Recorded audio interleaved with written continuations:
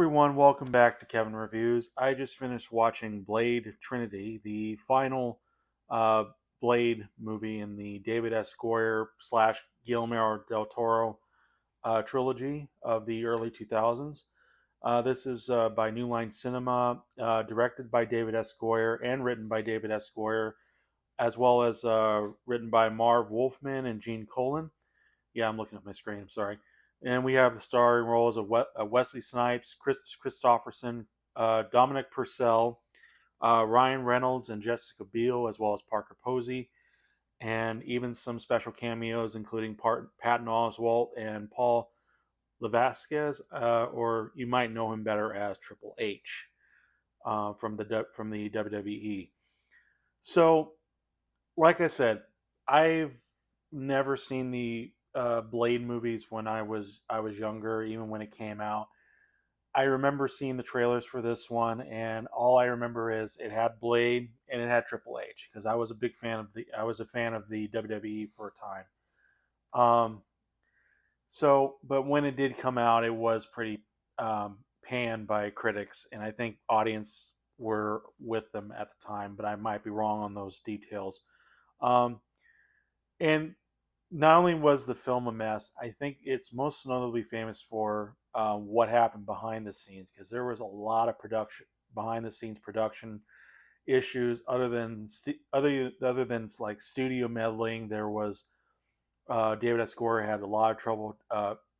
You know, was attacked by Wesley Snipes. Wesley Snipes was apparently very difficult to work with. Even like did posted notes, got into arguments or just didn't like Ryan Reynolds especially. There was problems with the story. There was even, and I always also forgot, Wesley Snipes tried to sue. From what I read, I think it was on Screen Rant, um, that he's tried to sue the company for just making this movie. So nobody really wanted to do this movie, and the final product does clearly show. But still, is there anything good out of it? Well, um, this is my general thoughts on my review of Blade Trinity. So the story in Blade Trinity involves Blade still, dealing out deaths to vampires, basically. But there's a group of vampires led by Dana Katalos who awakens the head honcho of vampires, Dracula, or is later called Drake, and played by Dominic Purcell. Drake, not Drake. Blade, however, is framed for murdering a human and is captured, but is later rescued by two vampire hunters, Hannibal King, played by Ryan Reynolds, and uh, Abigail Whistler, played by Jessica Biel. And this is Whistler's daughter, and Kris Kristofferson is returns as Whistler, though not for long. I mean, granted, that's probably a hint there, but um, suffice to say, and even then, the the story kind of is not a great story. It does feel like kind of sort of a rehash of one, and even mixed in a little bit of two, because there are some experimentation done with other vampires, including, I don't know why, but they copied off something from Ang Lee's Hulk by having three dogs, you know, be becoming these vampire reapers, basically. Yeah, reapers. It's well, technically they're supposed to be considered vampires, but they look like reapers in general. From the second film. Um, yeah, it's it's not a good movie.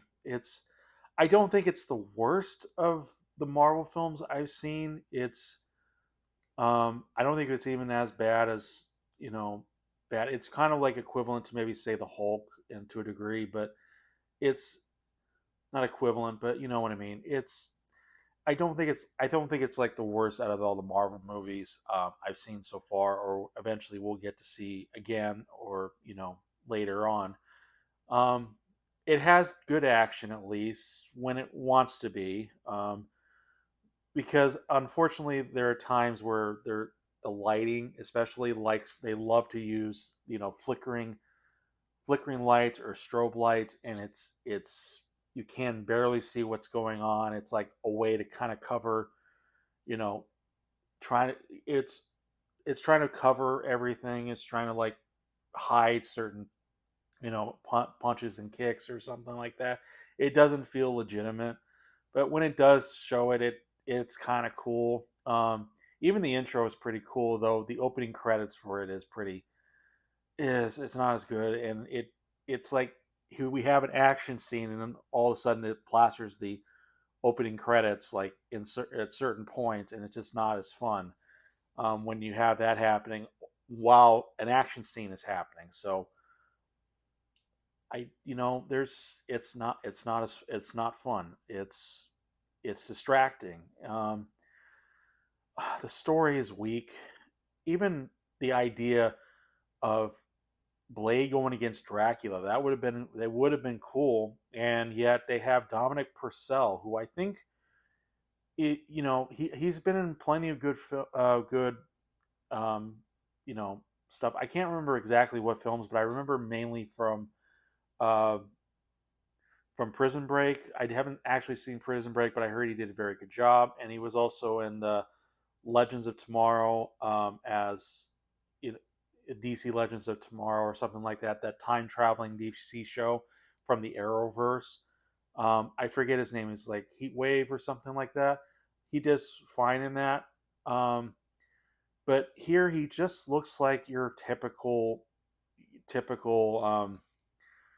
I don't know, your typical henchman or typical regular vampire in his human form, and it's not as fun or as exciting or intimidating. Though there are there's like one moment that's kind of funny when he finds out how vampires are looked at when he goes to like some shop, and how his name is being treated.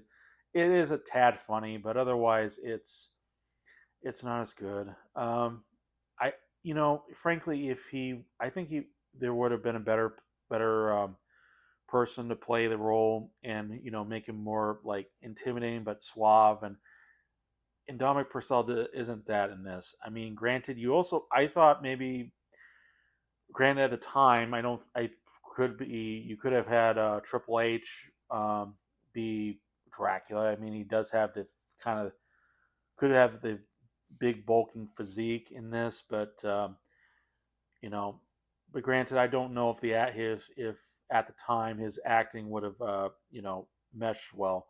I'm not sure who would have played this particular Dracula. And when we get to his true form, it's nothing that exciting or memorable. It looks like Predator mated with Darth Maul from Star Wars Episode One, and then out come this abomination of a nightmare. Um, I don't know. It's yeah. I in the story doesn't even make in the story doesn't even make sense, because we have a story where Blade is framed for killing a human, and yet that eventually gets scrapped out. It's not like humans are continuing to searching Blade. No, we have basically this.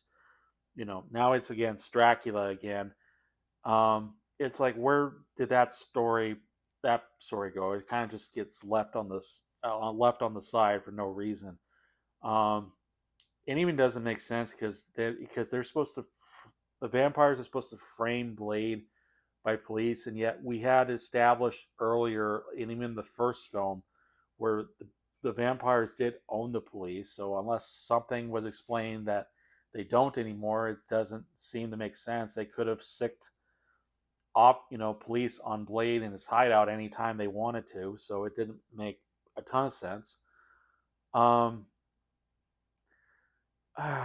there's let's see, the characters. Blade is still great. I will say that Blade is still pitch perfect as not Blade. Wesley Snipes is still perfect as Blade, um, despite what happened in the production and behind the production. But it does also look like he didn't want to be here, and you can kind of see it. He didn't really want to be there, um, and even the other characters see it. Kris Kristofferson didn't seem to want to be there. Jessica Beil and Ryan Reynolds. Man, Ryan Reynolds is trying to be early Deadpool, and he's not funny. Um, and oftentimes the writing does not help him, and the writing also likes to use sexual innuendo, which I'm sure would get kids, high schoolers laughing, but it's not funny to me. Keep in mind, I only saw this once, like during the pandemic, so um, but yeah, it's not funny. Ryan Reynolds was kind of grating on me, and overall in his role. Um, what about Danica Talos, played by Parker Posey? She's slightly memorable, but she's kind of shoved to the sideline a bit. In terms of what the goal is, what is their ultimate goal? It does feel like the first one again. It feels like it's just basically vampires trying to rule humanity. Um, Whereas in the second one, they had at least an interesting idea about these reapers, these kind of unique vampires with even more resistances than regular vampires, that they turn to Blade for help, and that's actually a neat idea. Um, this just feels like a repeat of the first one in a way. Um, I don't know. I think with so many vampires, there could have been other ways you can go around it. I think even David S. Goyer, I read somewhere, wanted to take the whole idea of vampires and make it look like vampires are really starting to take over everything. It's like the last stand for Blade and any other vampire hunters out there that could stop him. And that would have been a perfect angle to use Dracula in. So I don't know. It's That would have been good. I gotta uh, pause. I gotta pause here for a bit. Sorry about that time limit and all. So the other thing I thought, is there just vampires in this world? Is there other? I haven't read many of the Blade comics, but what if there were other like supernatural creatures or beings that were along with with Blade, and like you know Blade has to combat something he hasn't before. I mean, granted, he combated the Reapers, but those are kind of like more upgraded vampires in a way. So I don't know. That would have been interesting to explore if they given the time and the production wasn't as you know messy. Uh, other character I remember other characters in there. There's like this one little girl that had one moment that was talking to Blade, and it goes nowhere. They feel flat, one dimensional. No, they have no chemistry with Wesley Snipes or Blade in general. It's just it just feels like style over substance, just action for the sake of action. We need to have a story. It's not a perfect story, but it will get, it's just kind of like a complete waste of time. And if you're looking for a complete waste of time, this might do it for you. But if you're looking for more, of a fitting conclusion to Blade, this isn't here. And keep in mind, I did watch the theatrical version, not the extended version. I do have the DVD I have has the theatrical version and the extended version. Um, I I had some problems with the extended version. I couldn't really watch all the way through, but because the DVDs kind of kept skipping and stuff. But I remember there was moments in the film like the ending is really confusing. Even there's a moment where they had to actually use CG for Blade's eyes, which made no sense. But I'm guessing that's because of production problems that Wesley Snipes did not want to take part in. So I don't know. It is the worst of the Blade trilogies. Is it the worst of the Marvel movies I've seen or probably will see later? I don't think so. I think it still has, as long as it has Blade, it has decent action despite some editing and lighting issues. Um, you know, overall it's not, it's passable but not great in a way. So I would probably give this maybe two, maybe, I think two stars. It's not a good movie, but it's not like the worst I've seen. But I don't know. What are your thoughts on Blade Trinity? Leave it down in the comments below. Feel free to like or dislike the review if you wish. I got Tally here. Uh, click.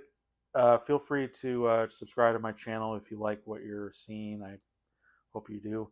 And click the notification bell so you can get, if you get updated for more videos that are coming. And I will see you guys in the next review. Bye.